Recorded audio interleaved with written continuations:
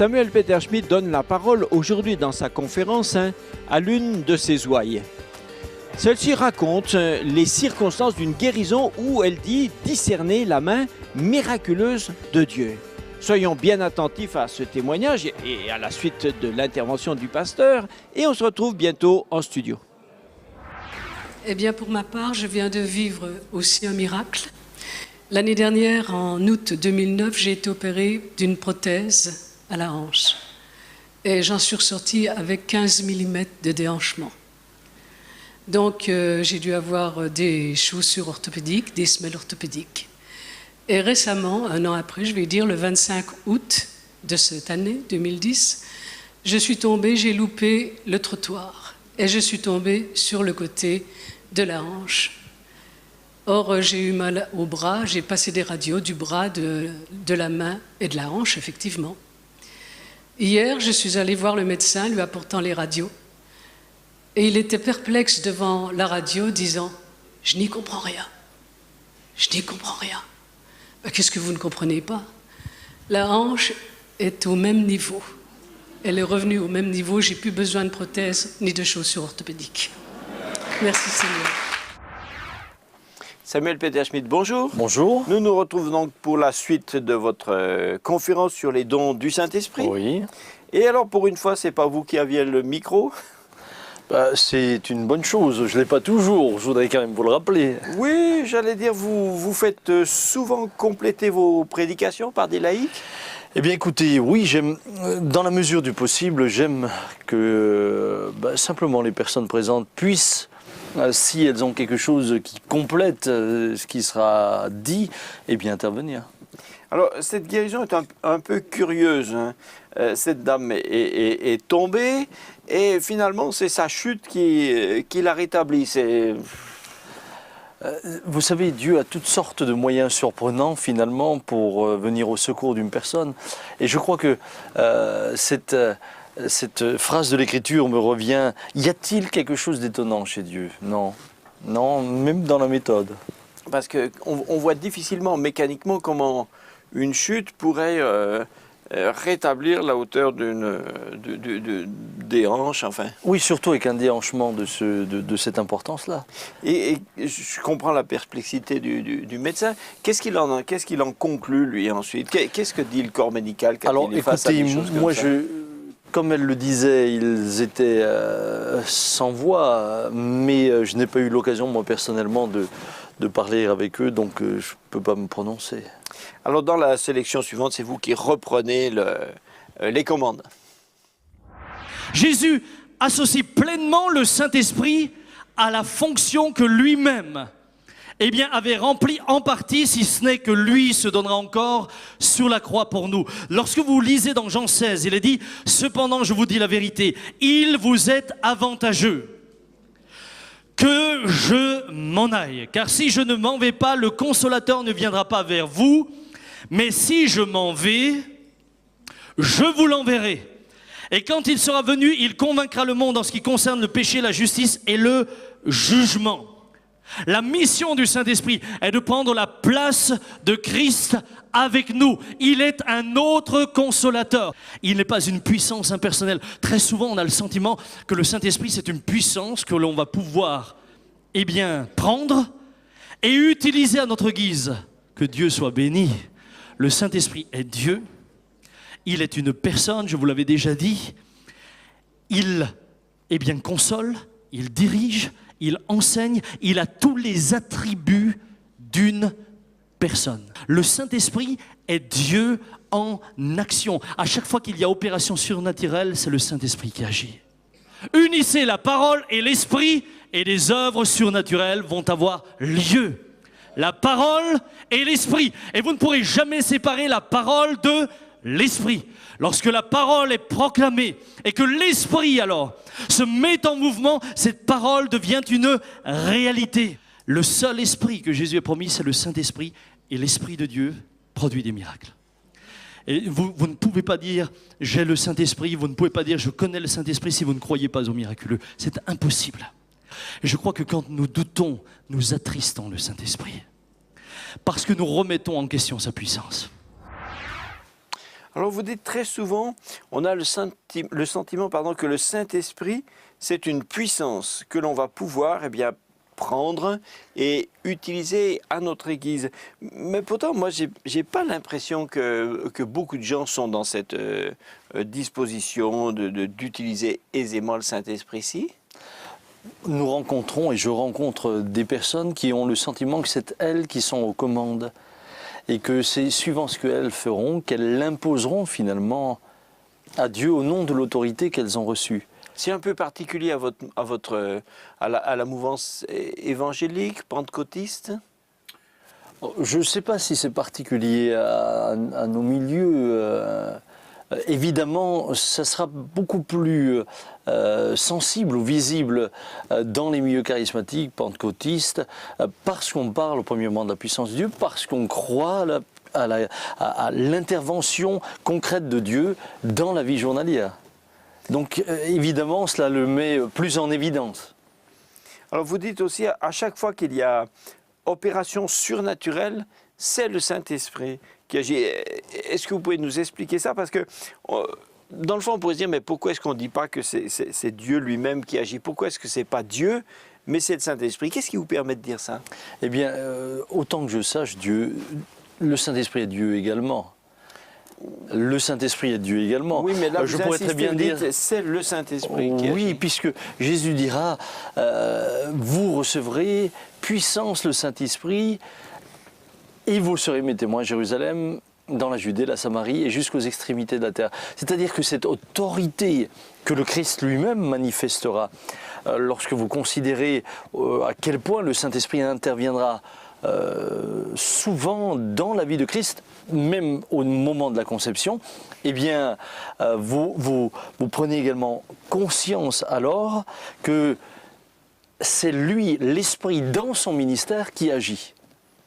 Bien sûr, je pourrais dire Dieu, et en aucun cas ce ne serait choquant. Oui, c'est ça, c'est pas contradictoire. Non, ce n'est pas contradictoire.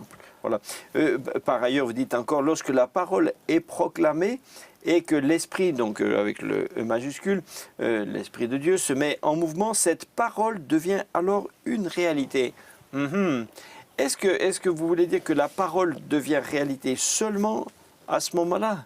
C'est-à-dire, est-ce que c'est seulement quand le Saint-Esprit se met en mouvement, mais avant cette parole était bien réalité aussi?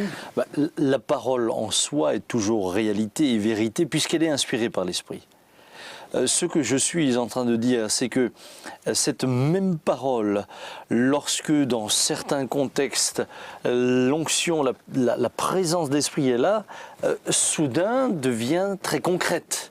Elle s'accomplit, elle se manifeste. Par ailleurs, l'Écriture dit... Oui, elle se concrétise. Elle se concrétise. Par ailleurs, l'Écriture dit que, eh bien, finalement, c'est l'Esprit qui vivifie la parole. Sans l'Esprit, elle est comme une lettre morte. Et pour bien des gens, finalement, la parole n'a aucun impact dans leur vie.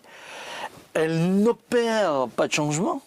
Parce que celui qui l'amène à devenir vivante, efficace, puissante, c'est l'Esprit de Dieu, c'est lui qui la vivifie. Nous allons plus loin. La puissance de Dieu est accessible à chacun. J'insiste, chacun. Chacun. Je ne sais pas si nous en avons toujours conscience, chacun. Parfois, je crois qu'il y en a certains qui en ont peur et qui préfèrent ne pas le vivre par peur d'être exposés. Cela demande des pas de la foi. Ah, cela vous expose. Vous savez, le jour où le Seigneur a parlé à Julien, je ne sais pas s'il est là maintenant, c'est un garçon de 19 ans, mais le jour où il y a eu cette parole de connaissance qui disait « Il y a un jeune garçon entre 5 et 6 ans, ici dans ce lieu, qui a des problèmes d'élocution, qui est suivi par un orthophoniste, et que le Seigneur veut guérir, qu'il vienne maintenant. » Au moment où la parole a été dite, personne ne s'est levé et personne ne s'est approché. Je ne vous explique pas dans quel état j'étais. Dans ma tête, je ne savais plus où j'en étais. Et je me disais, waouh, toute l'église maintenant a vu que tu as tiré à côté. J'ai dû prêcher ce jour-là. C'était une catastrophe. J'arrivais plus à mettre mes idées en place. Soudain, Marie-Paul, à la fin, tout à la fin, elle vient en pleurs. Je dis oui. Elle tient un petit garçon. Je dis qu'est-ce qu'il y a? Il dit mais c'est lui, Julien. Il a entre 5 et 6 ans, il est suivi par un orthophoniste, il a des problèmes d'élocution. Mais je n'avais pas le courage de me lever devant tout le monde. Je me suis dit, je viens à la fin. Je dis, viens là, je vais lui imposer les mains. Je crois que j'ai tout mon système nerveux qui s'est relâché à ce moment-là. Et 15 jours après, le papa témoignait de la guérison. C'est ce Dieu-là que nous servons. Alors vous étiez inquiet que l'on pense que vous vous étiez trompé dans votre inspiration et vous dites toute l'Église maintenant a vu que tu as tiré de côté et ça vous embêtait d'être pris en défaut?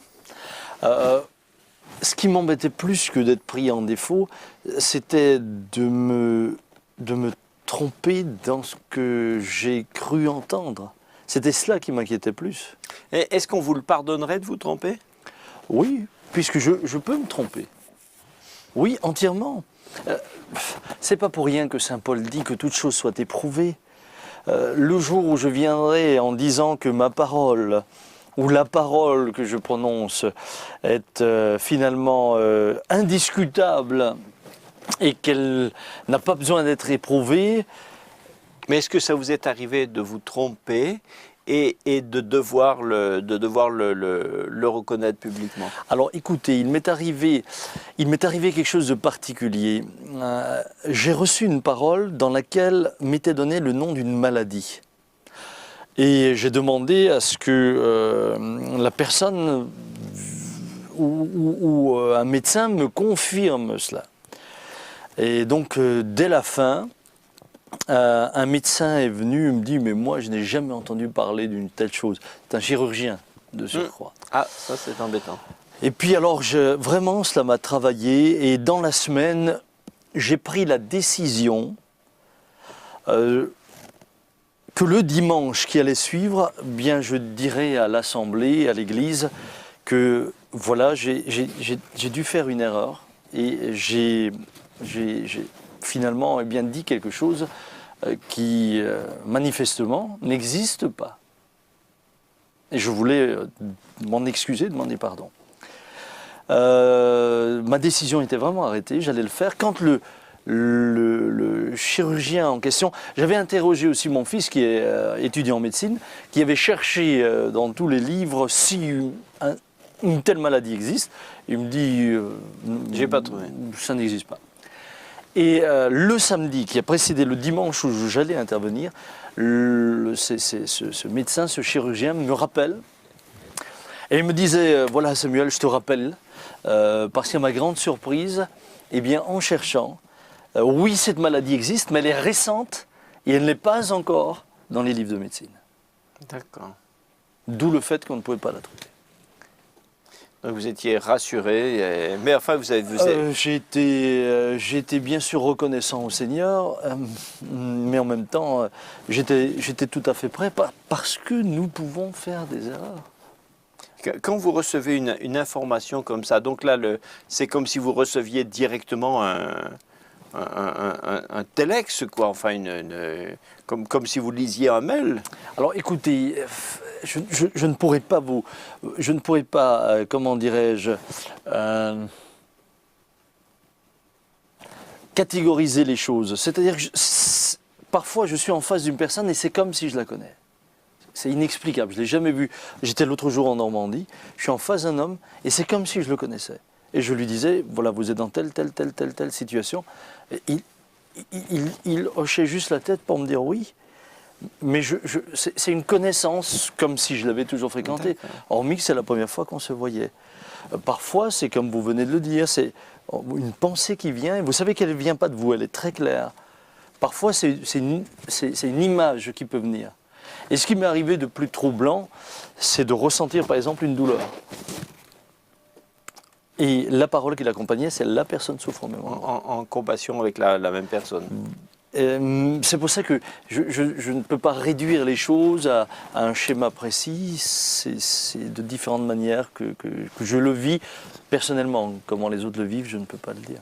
Alors dans la sélection suivante, vous racontez la conversion un petit peu, c'est un petit peu drôle d'une personne qui est venue vous voir. Jackie, vous savez comment Jackie s'est converti? Il était dans le championnat de France de pêche. Il lui fallait une camionnette. Il était prêt à investir, à acheter une camionnette pour aller à la pêche, etc. Il est venu chez nous à la maison pour acheter une camionnette. On avait une camionnette à vendre qui tombait en morceaux. Mais ce qu'il a touché, c'est qu'on l'a prévenu. Hein? On avait été honnête, on a dit on vous le vend, mais c'est une camionnette transformable en pleine conduite. C'est-à-dire qu'un jour, on avait perdu la porte en prenant un tournant, des trucs comme ça. Voilà. Eh bien, ça l'a touché, il est revenu et aujourd'hui, il est là avec son épouse dans l'église. Alors, votre honnêteté l'a surpris. Oui, manifestement, c'est pas souvent que vous allez vendre un véhicule en disant à l'acheteur qu'il risque de voir des transformations en cours de route. Des problèmes. Mais dites donc, votre conscience ne vous reprend pas de rouler avec des épaves dangereuses? J'ai une petite minute culturelle. C'est pour ça qu'on l'a vendu. Oui, oui, c'est gentil. Si le contrôle technique, qui est obligatoire depuis 92, a permis d'écarter les voitures poubelles, entre guillemets, personne n'est totalement à l'abri d'une négligence, phare cassé, pneus usés, etc., susceptible d'entraîner des risques pour la sécurité et une désagréable contravention. Votre responsabilité, Monsieur Peter Schmidt, c'est que vous devez répondre des accidents que vous causez. Et votre responsabilité peut en principe être accentuée si l'accident est provoqué par négligence ou inobservation des règles de sécurité.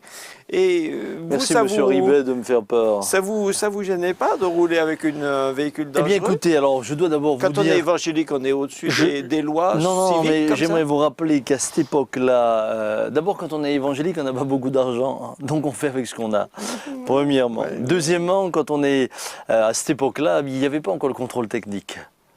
Et ce qui explique que le véhicule était dans cet état-là. Et c'est pour cela que d'ailleurs nous l'avons averti, mais c'est en toute connaissance de cause qu'il a acheté cette camionnette, d'ailleurs qu'il a entièrement restaurée ensuite et réparée et qu'il a mis en conformité. Je pense que nous avons fait les bonnes choses au bon moment. Et ce monsieur hormis le fait de perdre la porte latérale, bien sûr. Oui, ça c'est dommage. Oui, est-ce que ce monsieur est toujours fanat de pêche, comme ça? Toujours, il aime la pêche. Il n'est plus dans le championnat de France, mais il aime toujours encore. Et dans votre église, les gens ont facilement comme ça des hobbies, la chasse, la pêche? Ah oui, il y en a qui sont bricoleurs, d'autres c'est des jardiniers hors pair. Et puis vous avez aussi tous les sportifs. Donc voilà, chacun a sa manière de... La vie de l'église exige pas qu'il se donne entièrement en tout le temps? Bien, c'est pas possible. Il faut que chacun puisse vivre sa vie de famille, etc. Et j'aimerais vous rappeler que l'église, ça fait partie de la vie. Et nous arrivons à la dernière sélection. Moi, je pense que chacun pourrait fermer ses yeux un instant et puis réfléchir, mais est-ce que la puissance de Dieu se manifeste dans ma vie? Est-ce que l'autorité de Dieu se manifeste dans ma vie? Et si oui, alléluia, Seigneur, je veux aller plus loin. Sinon, Seigneur, je veux chercher. Écoutez, après la résurrection de Jésus, en voyant ceux qui restaient avant la Pentecôte, l'Église était, je dirais que ce petit groupe d'hommes était condamné à échouer. Aucun d'entre eux n'était un brillant intellectuel. Je vous rappelle que l'apôtre Paul n'était pas encore là. Aucun d'entre eux n'avait de discours qui aurait pu politiquement intéresser la foule. Aucun d'entre eux n'avait une grande philosophie qui aurait convaincu les auditeurs. Non, rien. Non, au contraire, ce qu'ils ont manifesté, c'est des faiblesses, des reniements, etc. Des questions comme quel est le plus grand parmi nous. Voilà ce qu'ils ont dit. Tout en eux et dans leur message les condamnait. D'ailleurs, le fait qu'ils s'associent à un prophète qui venait de Nazareth et qui de surcroît est mort entre deux brigands, ça ne rendait pas le message beaucoup plus probant. Mission impossible. Mission impossible pour eux. Mais la Pentecôte vient. Et tout d'un coup, cette mission impossible devient possible. Jésus dit, si quelqu'un a soif, qu'il vienne à moi. Celui qui croit en moi, des fleuves d'eau vive couleront de son sein. Comment recevoir? Prendre conscience, croire et avoir soif. Est-ce que tu as soif ce matin? Ou est-ce que simplement tu es content de ta vie chrétienne? C'est bien comme ça, c'est joli. Je lis tous les matins la pensée du jour. Et puis le soir un texte biblique, je prie, je vais me coucher. Et le mardi je viens encore au culte quand c'est possible, le dimanche matin. Et puis rebelote, et en attendant que Jésus revienne, on va faire ça. Frère, sœur, Vous ne pouvez pas vous contenter de ça. C'est pas possible. Alors vous demandez à chacun dans l'auditoire de fermer ses yeux un instant, puis de réfléchir. On réfléchit mieux les yeux fermés? Je crois que parfois, quand on est dans une foule, le fait de fermer les yeux évite de se faire distraire. Combien de personnes dans votre auditoire pourraient dire oui à cette question, une question grave, somme toute, que vous posez? Est-ce que la puissance de Dieu se manifeste dans ma vie? Combien de personnes réellement peuvent dire oui? Écoutez, je ne pourrais pas vous le dire, je n'ai pas fait de sondage, je n'ai rien sur quoi m'appuyer de manière à pouvoir affirmer quelque chose. Vous seriez content s'il y en avait quelle proportion? 100%. Et vous pensez qu'on en est là? Écoutez, je pense que chacun doit répondre à cette question devant Dieu lui-même. Vous vous bottez en touche? Non. Alors, le fait qu'il n'y avait pas d'intello dans le groupe, c'est aussi un choix délibéré de Jésus? Ou ça s'est fait comme ça parce que... Non, ça ne s'est pas fait comme ça, puisque Jésus va passer une nuit à prier pour choisir ceux qui allaient le suivre. Donc, alors, oui, je fais comme ça, je veux dire, est-ce que c'est lui qui n'a choisi que des gens non intello parce que tous ceux qui le suivaient étaient des non intello, donc de toute façon, il ne pouvait pas faire autrement avec le casting? Ou est-ce que c'est lui qui a choisi délibérément de ne pas en mettre dans son groupe? Alors, je crois d'abord que, Jésus a cherché la volonté de son Père et que la question n'était pas un télo ou pas. Je ne pense pas que ça a été le motif ou la motivation. Dieu a cherché la volonté de son Père, il l'a conduit ainsi, et nous verrons que plus tard, un homme comme l'apôtre Paul, qui était un érudit, viendra compléter les 12 qui, finalement, avec le départ de Judas, n'étaient en fait plus que 11, même si Matthias avait été tiré. Et autant le ministère de Jésus lui-même n'accrochait pas les intellos? Écoutez, vous le voyez vous-même en lisant la Bible, les érudits le suivaient, les docteurs de la loi, les pharisiens cherchaient même à, pardonnez-moi l'expression, mais à le coincer. Oui, bien sûr qu'ils étaient touchés au même titre que les autres. Vous savez, vous avez beau être intellectuel, avoir été formé aux plus grandes écoles, mais quand un aveugle voit, ça vous dépasse. Et ça vous interpelle comme celui qui ne sait peut-être pas lire une seule ligne. Lorsqu'un sourd entend, et un paralytique se lève, quelles que soient vos écoles, cela vous bouleverse. Puisse cet évangile faire son effet aujourd'hui encore. Samuel Peter Schmitt, merci. Vous avez répondu gentiment à toutes nos questions, même quand des fois... Ok, c'est bien. Chers téléspectateurs, nous nous retrouvons la semaine prochaine pour un nouveau dossier. Entre vous et nous, c'est l'émission qui pose vos questions. Nos coordonnées vont s'afficher sur l'écran tout de suite. N'hésitez pas à prendre contact avec nous et puis on se dit à très bientôt.